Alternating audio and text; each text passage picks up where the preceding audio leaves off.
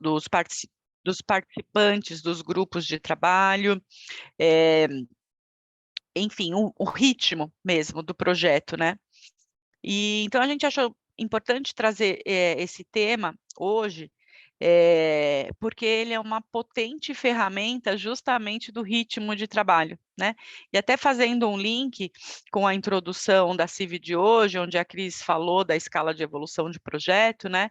Então, essa ferramenta do GDSM, ele que vai substanciar, né? Para fazer a gente caminhar na escala de evolução do projeto, né?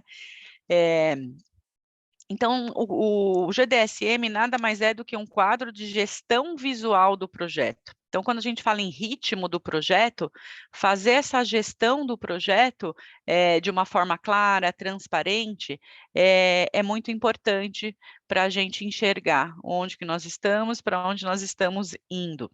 E quando a gente vou dar uma rápida introdução, né, mas eu gostaria que vocês revisitassem a CIV10, onde a gente dá uma boa esmiuçada no tema, mas só para a gente recapitular um pouquinho, o maior objetivo aí do quadro de gestão visual, como um objetivo principal, é a gente conseguir mostrar toda a qualidade do sistema, né? Qualidade de todo o sistema. Né? E aí, pelo o método, né, da ciência da melhoria, o modelo de melhoria, essa qualidade do sistema, ele se dá em 3 grandes pilares, né? Então, a qualidade de um sistema, ele tem que passar pelo planejamento, pelo controle e pelas melhorias, né? Quando a gente fala em planejamento, a gente está falando revisitar, né? Estar ali o compromisso, o propósito, qual que é a entrega, propósito do projeto, né? Quando a gente fala em controle, ele vai falar aí dessas variáveis, dos controles, dos indicadores, não só os indicadores do projeto, os indicadores mais macros, mas os indicadores, inclusive, dos grupos de trabalho. E quando a gente fala na melhoria propriamente dita, é como a gente caminha, né? Como a gente faz essa caminhada para encontrar as soluções dos problemas, né? Pode passar, Ive, por favor.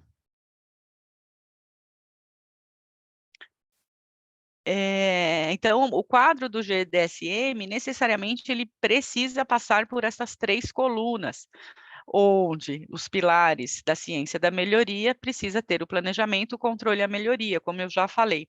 No planejamento, então, aqui esse quadro está praticamente preenchido na sua completude, então a gente traz ali o objetivo do projeto, o objetivo macro, né, do projeto, ele traz essas questões do diagrama direcionador, então, assim, quais as minhas ações estão fazendo o link, né, para eu chegar neste objetivo, quais os links, quais os conceitos de melhoria que eu estou utilizando para eu desdobrar as ideias em melhorias, né? O framework do trabalho com alegria, né, um modelo conceitual, onde ele é composto aí por 9 componentes críticos, então a gente sempre trazer essa carga da conceitual mesmo, né, onde a gestão participativa é um dos drivers, mas ele diz respeito ao bem-estar e à resiliência, ele diz respeito à segurança psicológica, então é onde que a gente quer chegar da equipe de melhoria, né? E quem são as pessoas da equipe de melhoria? E geralmente a abertura do quadro, quando ele já está ali a partir da pergunta e começam a ouvir as manifestações. A parte do controle, gente, são os indicadores propriamente dito. Como eu disse anteriormente, são os indicadores mais macros, né? Então, por isso que a gente faz aquelas perguntas, né? Onde a gente passa a pesquisa, onde vai o MZ, importante a atualização desses indicadores no quadro, até para os colaboradores entenderem por que eu respondo isso todo mês, né? Isso a gente falou bastante na mentoria, mas esses são os mais macros, mas é importante ter indicadores também dos grupos de trabalho. Então, a partir daqueles post-its, nós montamos 3 grupos de trabalho. O grupo de trabalho 1, né? Sei lá, vamos, como exemplo, pegar o nosso grupo de trabalho segurança psicológica, Dos post-its vieram aí 10 ideias de mudança, e aí, como que eu desdobro isso no indicador? Das 10 ideias, o que eu testei e implantei? Então já é uma ideia implantada de 10. Então, se já vai gerando numericamente, eu consigo ver a evolução desse projeto. Então, é muito importante também a gente ter os indicadores dos grupos de trabalho, né? E é neste local que a gente acaba atualizando isso também. E, obviamente, deixar bem claro ali a cadeia de ajuda. Então, uma coisa é a equipe de melhoria, mas como que os grupos de trabalho também conseguem se mobilizar quando precisam utilizar da cadeia de ajuda para conseguir retirar da frente os impedimentos do trabalho do grupo, né?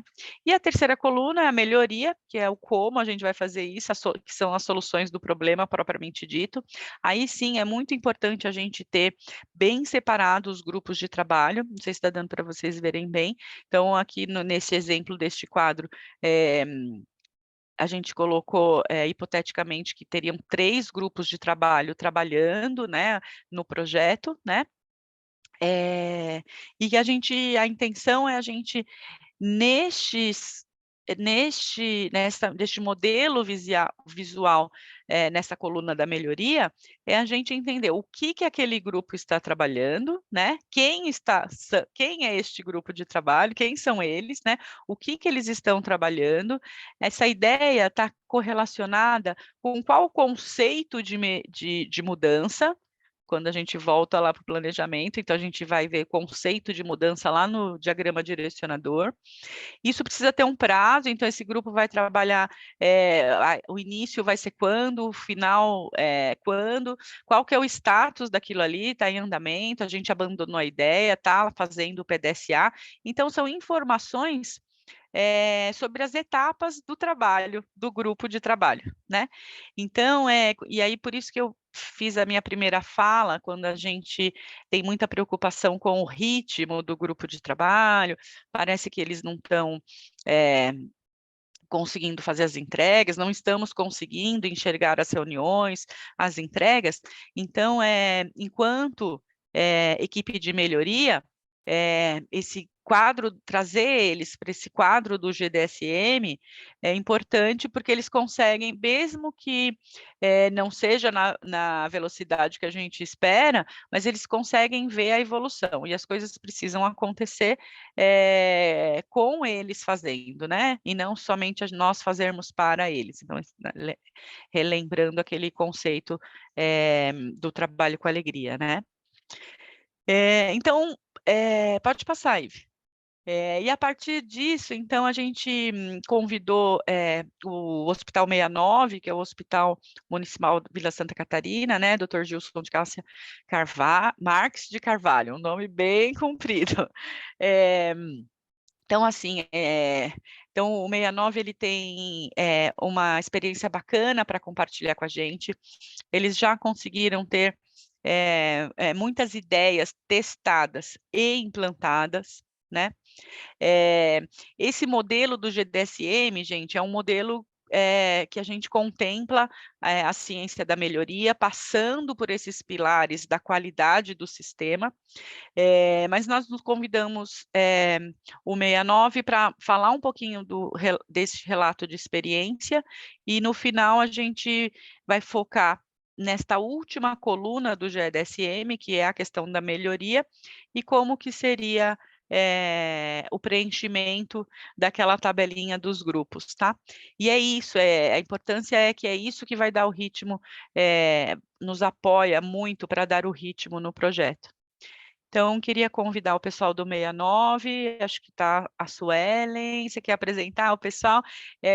O Rodolfo acho que pediu desculpas, porque ele entrou de férias ontem, férias merecidas, mas acho que ele participa bastante do grupo, né? Bastante participativo, bastante inteirado aí, mas agora queria dar a palavra para vocês aí do Hospital Municipal Vila Santa Catarina. Boa tarde, pessoal. Boa tarde. Boa tarde. Tudo bem, Hilda? Tudo jóia. Então, eu, a Sheila, a Carol, a nossa psicóloga, uma das líderes GTs, A Bianca, o Dair, Michele, Ivan, a Lê também já estão online, não conseguiram participar aqui com a gente, mas elas estão online. A Carol vai passar para a gente um pouquinho da experiência que ela está tendo com o grupo dela. Hoje a gente vai focar um pouquinho na segurança psicológica que a gente tinha conversado, né?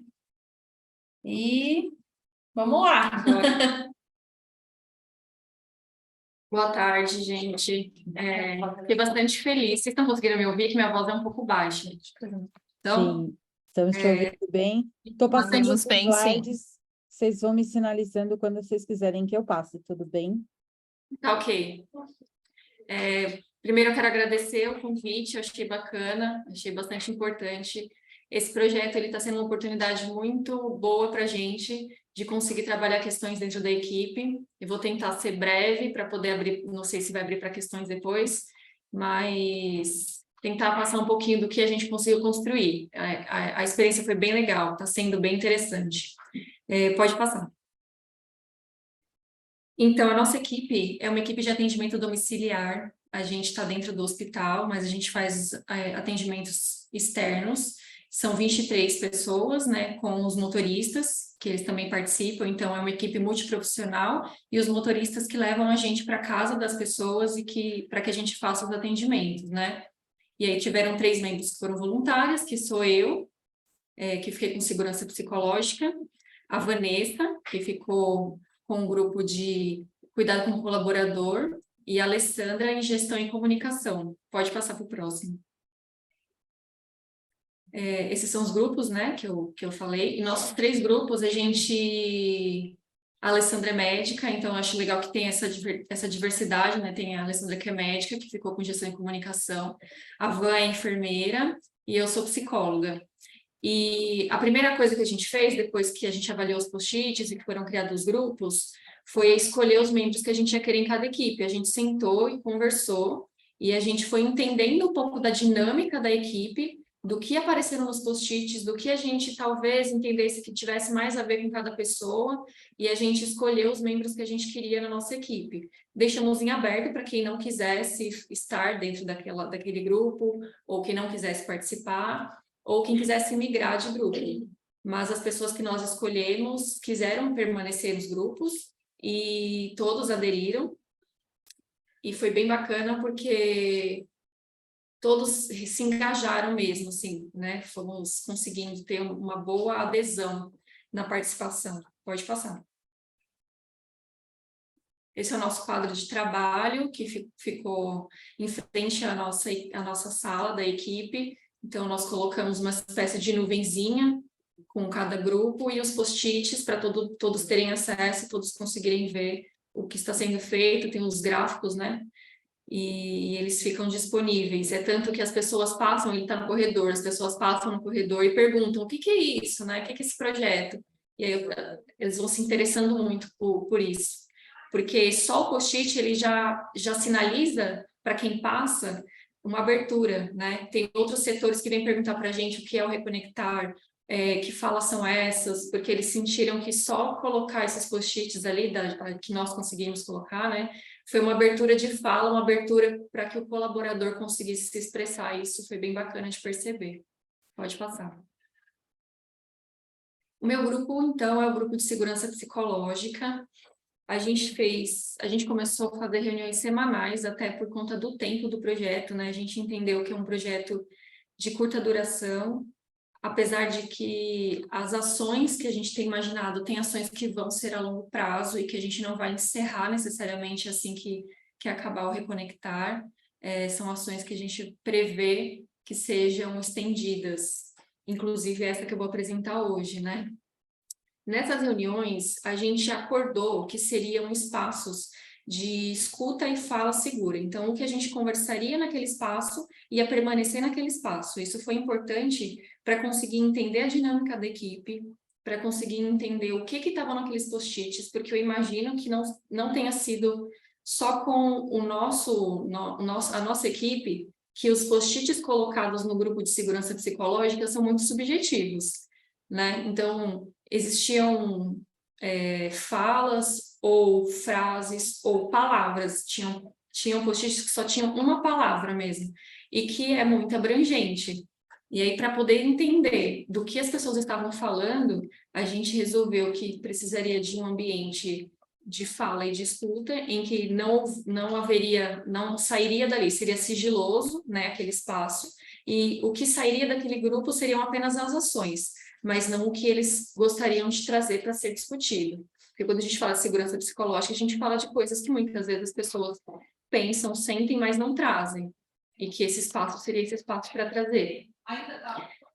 A partir disso, a gente foi identificando temas centrais, a gente foi percebendo que havia alguns assuntos que eles iam se repetindo nessas reuniões. E nós fomos fazendo uma espécie de análise, diagnóstico e mapeamento, principalmente da comunicação. O que foi fazendo com que a gente entendesse que um dos temas centrais, se não o principal, era a forma de resolução de conflitos interpessoais dentro da equipe, né? E analisando, né, como que acontecia a comunicação em relação aos conflitos, a gente foi percebendo uma espécie de padrão no caminho dessa comunicação. Então, fulano às vezes não se dá bem com um ciclano e aí fala para um terceiro e isso gera todo um mal-estar, e esse mal-estar ele não é resolvido entre as pessoas que de fato deveriam, né, conseguir resolver a questão, e essa questão muitas das vezes, ou na maior parte das vezes, eram levadas para a gestão, né? Então a gente foi entendendo o quanto foi se criando uma dinâmica dentro da equipe em que a mediação de conflito estava sempre centralizada na gestão. Muitas das vezes a gestão não dá conta de lidar com esses conflitos, ou a própria mediação da gestão não satisfaz, né, as pessoas que estão envolvidas na questão. E a gente foi tentando entender como nós podemos, porque assim, a gente não ia conseguir resolver todos os conflitos dentro da equipe, mas a gente precisaria dar um novo caminho para a comunicação. E para esse novo caminho, a gente entendeu também que seria necessário pensar em algo que talvez fosse ajudar, e aí eu lembrei, né, da apresentação que estava tendo anteriormente, sobre o que a gente conseguiria fazer individualmente, mas que de alguma forma refletisse no coletivo. E o que seria essa questão individual, né? Que seria trabalhar um tanto a maneira da comunicação atrelada ao amadurecimento emocional. E como eu sempre gostei muito disso da Winnicott, né, que fala muito do amadurecimento emocional, e a gente atrelou amadurecimento emocional e comunicação não violenta, para criar uma ferramenta que a gente conseguisse trabalhar isso com a equipe. Bom, dentro dessas reuniões, a gente foi pensando em formas de criar essa ferramenta. A gente pensou em dinâmica, a gente pensou em questões de grupo, mas aí no final, o que eu fui tentando entender com eles era, gente, a gente precisa descentralizar da gestão a questão da resolução de conflito, e a gente precisa amadurecer emocionalmente a nossa equipe para conseguir lidar com essas questões. Então, quando a gente tem um mal-estar, e quando a gente quer desenvolver uma forma melhor de se comunicar, a gente vai ter que endereçar o mal-estar. A gente vai ter que endereçar para quem precisa, né? Para que essa coisa pare de ficar flutuando na equipe inteira e para que a gente não precise desse mediador necessariamente para lidar com questões que a gente pode resolver, ou que a gente pode tentar amadurecer para resolver.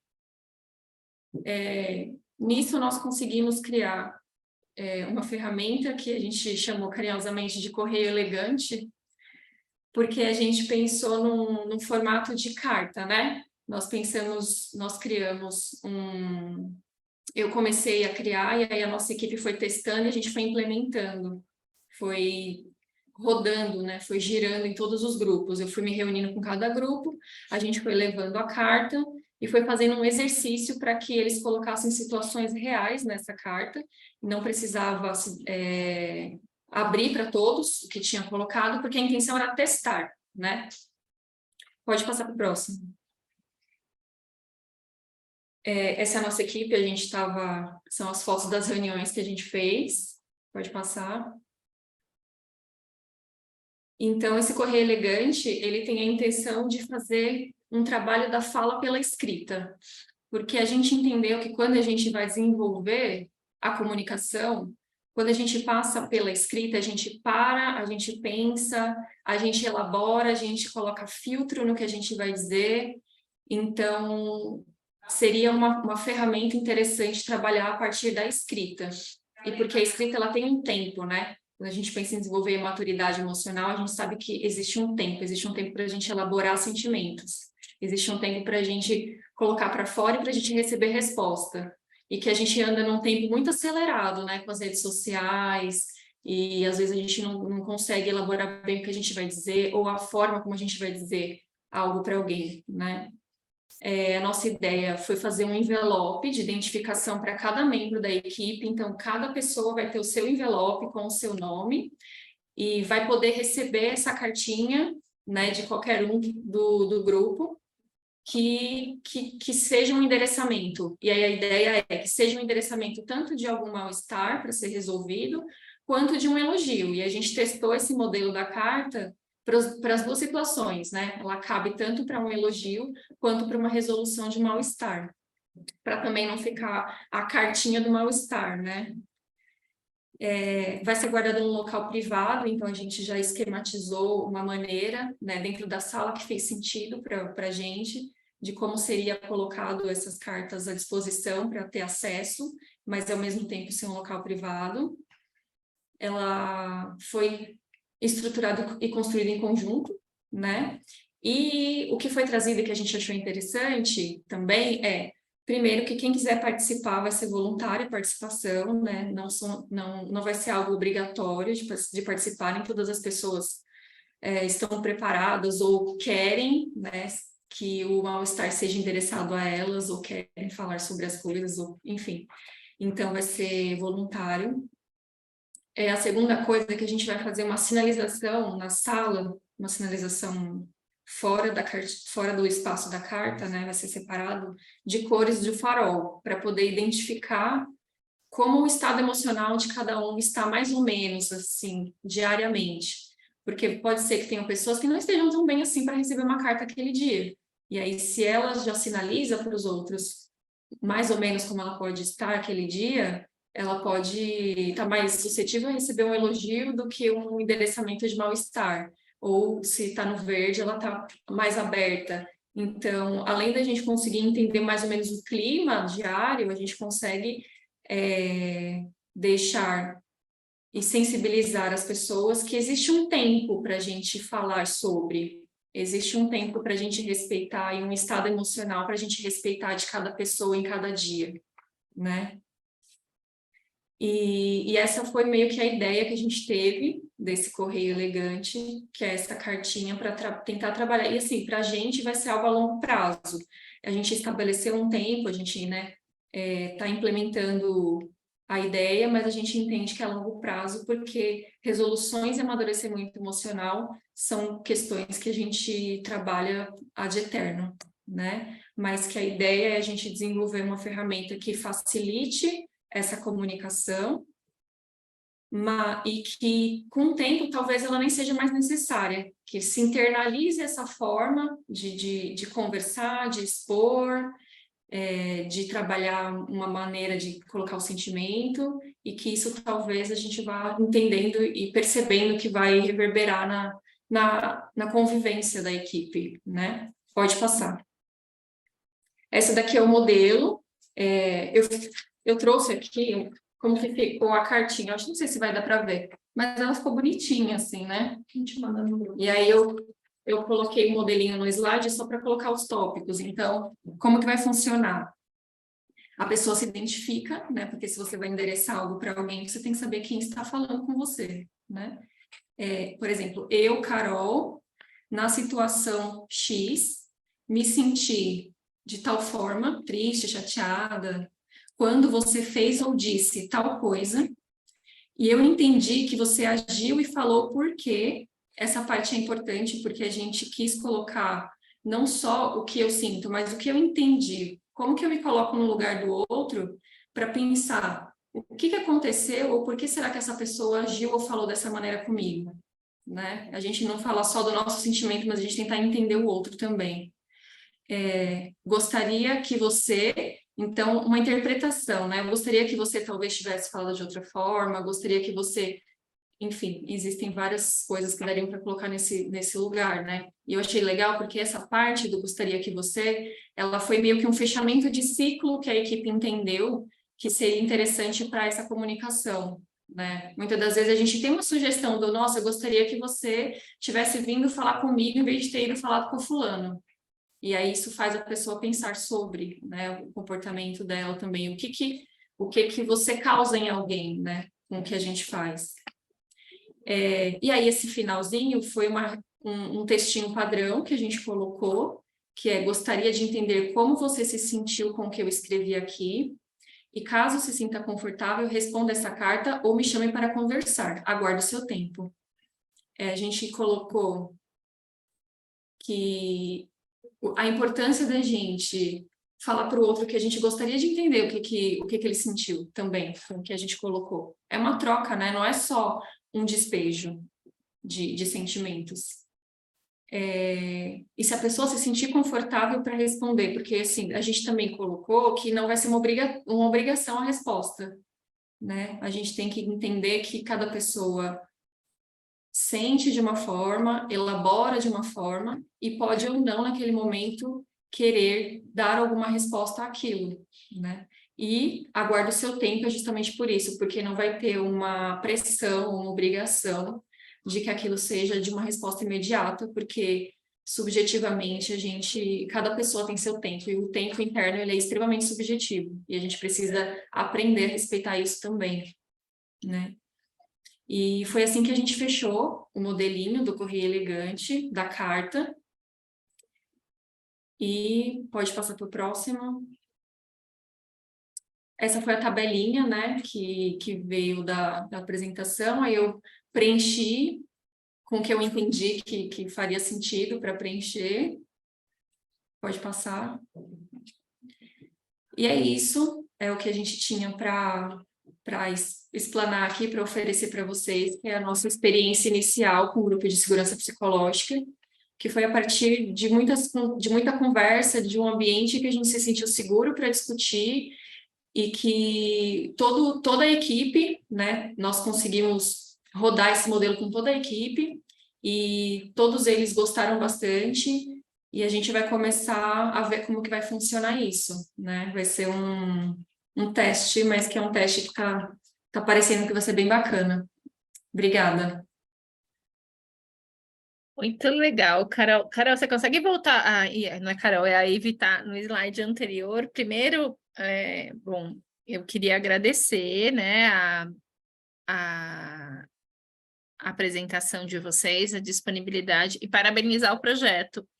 Achei assim, eu e a Nilda, a gente estava aqui comentando, né, assim, eu sou psicóloga também, né, coordenando aqui, estou como coordenadora aqui do Serviço de Psicologia do CIR, e estava super encantada com a criatividade, com a potência disso, né, assim, desse projeto. Então, parabéns aí para vocês, depois a gente troca mais. Eu acho que é uma inspiração, assim, nas mentorias tem aparecido muito essa temática, e olha que ferramenta bacana de exemplo que vocês compartilharam aqui. E eu quis voltar um pouquinho para esse quadro, porque eu acho que é gostoso quando a gente consegue visualizar, né, e transpor este processo. Acho que você deu um contexto super legal, foi trazendo a construção do projeto, como que vocês foram idealizando, e aí aqui como que a gente traz isso para esse fantástico, para aquele monstro inicial que era o de DSM, está aqui no quadro. E isso facilita a equipe, as pessoas que não estão eventualmente pensando no projeto e pensando em todos os testes, né? Como que isso se aplica aqui, qual é o status dá uma possibilidade de acompanhamento mais transversal. Nil, não sei se você quer comentar, fica à vontade. Já estamos aí com o adiantar do horário, mas enfim, acho que não parabenizar, né? Acho que esse foi um projeto muito interessante, né? Como diz o Paulo Borém, né? As ideias foram feitas para serem roubadas, então, por favor, né? Os hospitais fiquem à vontade, né? Aqui eu e a Dani, aqui a gente já estava, Dani, vamos fazer algo assim e tal. A riqueza do detalhamento, né? A gente e o capricho, então assim, e coisas que às vezes eu lendo, né, eu já tinha lido no Trello, mas lendo, né, então assim, aguarda o seu tempo, né, então assim, são coisas que é isso, é uma construção, né, esse clima. E seria muito interessante, só como sugestão agora, né, mas medir depois esse clima, depois, né, para vocês publicarem isso, porque é uma potente ferramenta e o desdobramento disso é a segurança psicológica, mas tem muito do trabalho em equipe e quem está lá no final da cadeia acaba sendo o paciente, é ele que vai se beneficiar desse clima tão bom de trabalho, né, das pessoas passarem a ter trabalho com alegria. Por isso que esse projeto para a gente é muito satisfatório, né? Então, gente, acho que o que as meninas falaram, eu puxei aqui, pesquei algumas palavras, né, que ela falou, a gente foi testando e foi assim e tal. Então, exatamente, é neste testando que a tabelinha tem várias linhas. Então, esta ideia de mudança, então quando ela li processo de resolução, só queria enfatizar, ela acabou escrevendo criação de teste, né? Então, a criação de teste nada mais é do que PDSA. Então, às vezes, é para a gente só voltar à nomenclatura, né? Então, assim, ou vai ser PDSA, ou vai ser um ver e agir. Então, tem coisas que não é teste. Eu já consigo fazer um ver e agir e arrumar.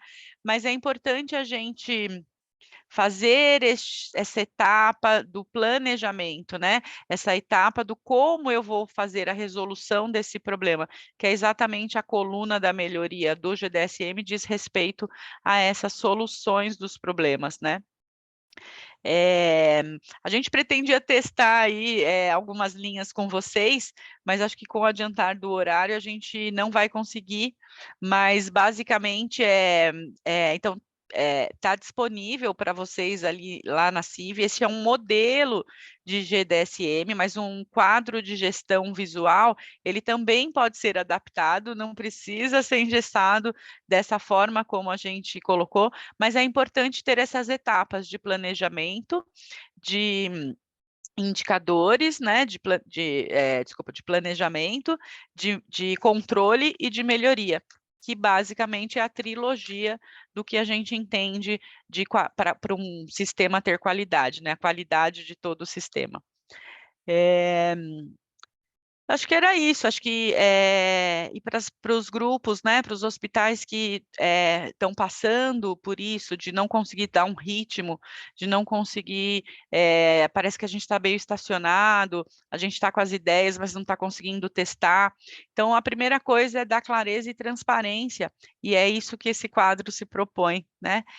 Então, não é mais uma coisa para fazer. Na verdade, isso está contido neste planejamento quando a gente fala em qualidade de sistemas, né?